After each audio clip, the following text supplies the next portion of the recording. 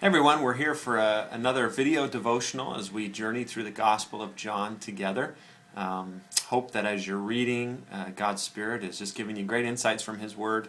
Um, I also hope that you have things in your life that fill you up, that when you are feeling tired or worn out, that you can do that are restorative to you. It's a wonderful gift that God gives us. But we also live in a culture where there's never enough, where we always want more. We have a problem with limits, and it's really easy to fall into the temptation that a bigger house, a better car, a higher paying job will somehow fulfill us in a way that only Jesus really is meant to fulfill us. And so we're taking a look at a story today in John that kind of speaks to that. Jesus has been traveling through Samaria on his way to Jerusalem, and he has a conversation with a woman, Samaritan woman, at a well.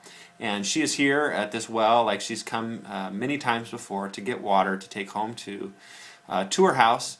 And she begins to have a conversation with Jesus. And Jesus initiates this conversation and says, "Hey, can I have some water too?" And for Jesus, as a Jew, as a man, to talk to a woman was kind of startling. And so the woman is surprised and says, why are you asking me for a drink?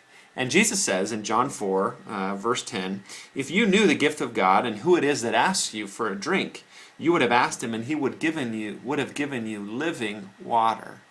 And so they begin this dialogue, and so often in the Gospel of John, we see that the people that Jesus is talking to are thinking about physical, temporal things, and Jesus is trying to help them see a deeper meaning behind what he's saying. And so this woman and Jesus have a conversation that you can read.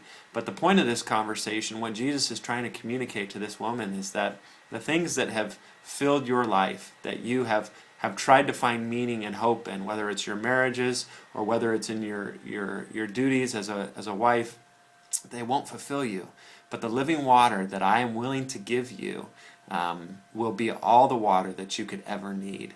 And what's neat about the end of this story is that it says that the woman left her jar, in verse 28, the woman left her water jar and she went back to the town and she told the people about Jesus.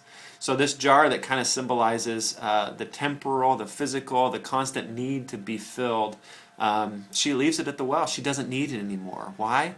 Because she's met Jesus.